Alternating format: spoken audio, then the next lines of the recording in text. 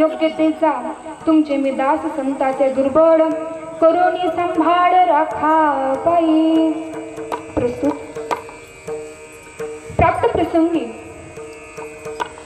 कीर्तन रूपी सेवेकरिता घेतलेला अभंग देहूचे साधुसंत श्रेष्ठ सुप्रसिद्ध जगतवंदनीय जगद्गुरु तुकाराम महाराज यांचा आचार चरणाचा उत्कृष्ट असा अभंग आज आपण सेवेकरिता घेतलेला आहे। प्रस्तुत अभंगातून तुकाराम महाराज सांगतात की हे संत जना हो, तुमची मी स्तुती करावी एवढा मोठा माझा अधिकार नाहीये, कारण तुमचं ज्ञान किती आहे याची योग्यता मला अजिबातच माहित नाही। त्याच्यामुळे मी तुमच्या पायाचा एक बलहीन दास बनायला तयार आहे आणि तुम्ही आमचा सांभाळ करा। नंतर महाराजांनी सांगितलं की राम कृष्ण हरी या मंत्राचा आम्ही सतत उच्चार करत असतो। आम्हाला विठोबाच्या चरणाची आवड आहे आणि तुकाराम महाराज म्हणतात, संत जना हो, तुमचं उचिष्ट आम्ही मोठ्या धिटाईने सेवन करतोय, त्याच्यामुळे त्या बदल्यामध्ये आम्हाला क्षमा करा। हा झाला अभंगाचा सरळ सरळ अर्थ। विठ्ठल विठ्ठल।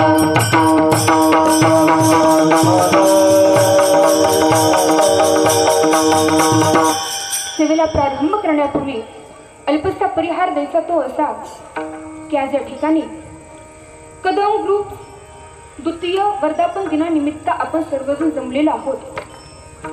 सुंदर असं आमच्या गणेश काकांनी या ठिकाणी केलेलं नियोजन आयोजन, त्याकरिता आपल्या भागातून सर्व उपस्थित राहिलेली टाळकरी मंडळी, गायनाचार्य मंडळी, सर्व कीर्तनकार उपस्थित असतील, त्याचबरोबर मृदुंगाचार्य, तुम्हा सर्वांच्या चरणावरती नतमस्तक होते। आणि एक गोष्ट सांगू का, बाहेर कीर्तन करायला गेलं ना, गुरुजी आमच्या बरोबर असतात। गुरुजींना माहित आहे टाळकरी फक्त आम्ही तिघं चौघच बर का नाना, तिघं चौघच टाळकरीने ऐकायला भरपूर समाज, पण आपल्या भागाचं वैभव आहे, कीर्तनाला माणसं ऐकायला कमी असतील पण टाळकरी कधीच कमी नसणार, हे आपल्या भागाचं वैभव आहे। म्हणून सर्व आपण टाळकरी या ठिकाणी उपस्थित राहिला, सर्वांचं मनापासून आभार। फक्त बालक बोबडा बोले आणि परी मातेची आवडे या नियमाप्रमाणे तुम्ही सर्व भाविकांनी समजून घ्या। विठ्ठल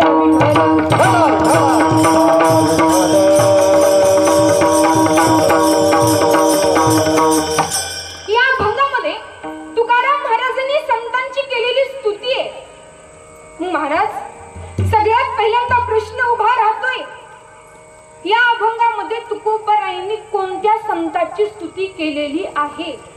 संत अनेक आहेत, मग हा अभंग लिहित असताना महाराजांच्या समोर कोणते संत होते, महाराजांनी कोणत्या संतांची स्तुती केलेली आहे? तर त्याचं उत्तर असं आहे की या अभंगामध्ये कुठेच माऊलींचा उल्लेख आपल्याला बघायला मिळत नाही, परंतु या अभंगातून तुकोबारायांनी विश्वमाऊली ज्ञानोबारायांची केलेली स्तुती आहे। महाराज, माऊलींचा कुठेतरी उल्लेख असायला पाहिजे होता, माऊलींचं कुठेतरी नाव असायला पाहिजे होतं। नाव न घेताच माऊलींचं वर्णन कसं काय बरं केलं? तर याचंही उत्तर आहे का, वर्णन करण्याच्या दोन पद्धती असतात, एक म्हणजे अभिधा वर्णन पद्धती आणि दुसरी म्हणजे व्यंजना वर्णन पद्धती। अभिधा वर्णन काय तर एखाद्या व्यक्तीचं नाव घेऊन एखाद्याचं वर्णन करणं याला म्हटलं जातं अभिधा वर्णन पद्धती. आणि दुसऱ्या क्रमांकावरती व्यंजना. व्यंजना म्हणजे काय? एखाद्या व्यक्तीचं नाव न घेता त्या व्यक्तीचं वर्णन करणं याला म्हटलं जातं व्यंजना पद्धती. आणि अभिधा वर्णन पद्धतीपेक्षा कधीही व्यंजना वर्णन पद्धत ही श्रेष्ठ असते. आणि व्यंजना वर्णन पद्धत या ठिकाणी तुकोबरायाने वापरलेली आहे. या अभंगामधून तुकोबरायाने विश्वमाऊली ज्ञानोबरायांची केलेली स्तुती आहे. विठ्ठल विठ्ठल.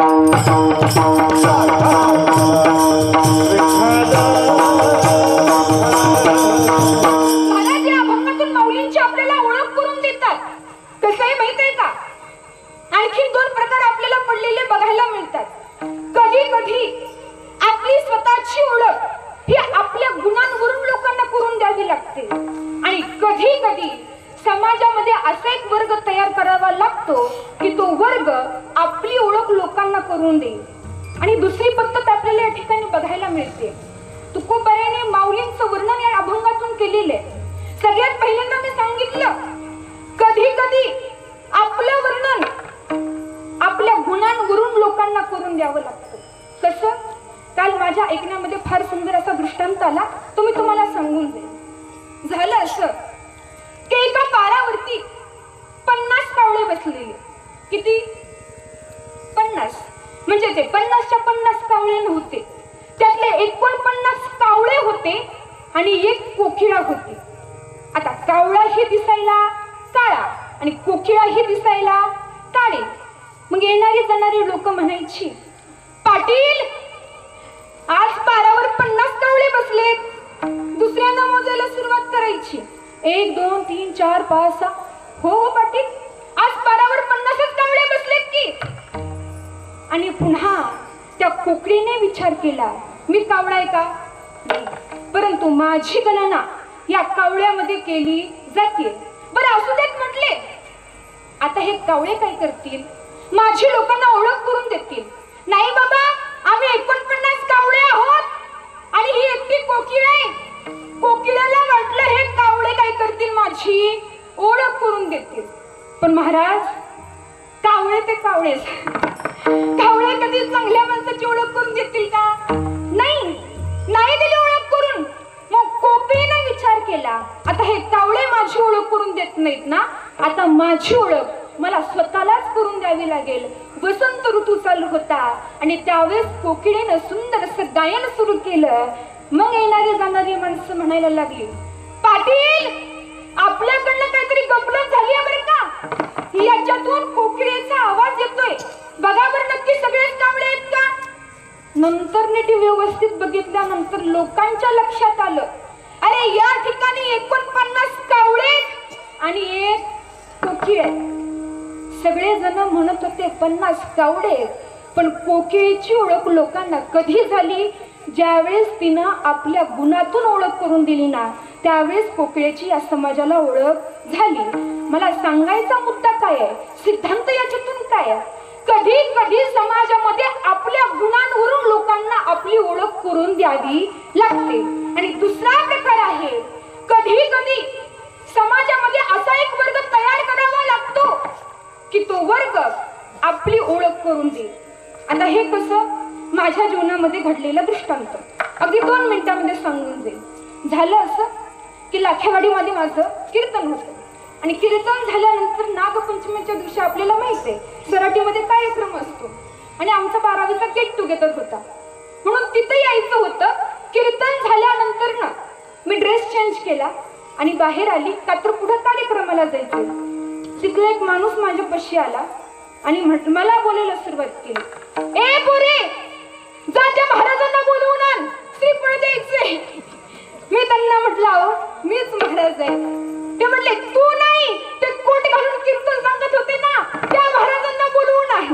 मी म्हटलं, अहो मीच कीर्तन सांगत होते.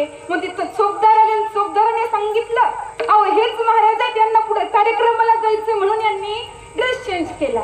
तो व्यक्ती माझ्यावरती विश्वास ठेवायला तयार नव्हता, पण ज्यावेळेस चोपदारांना ओळख करून दिली ना, त्यावेळेस त्यानं माझ्यावरती विश्वास ठेवला की हे खरोखरच कीर्तनकार आहेत. म्हणजे कधी कधी समाजामध्ये जर तर एक वर्ग असा तयार करावा लागतो की तो वर्ग आपली ओळख लोकांना करून देईल. आणि या अभंगामध्ये हा दुसरा प्रकार आपल्याला बघायला मिळतो. तुकोबारायांनी विश्वमाऊली ज्ञानोबारायांची ओळख या अभंगातून समाजाला करून दिलेली आहे. विठ्ठल विठ्ठल.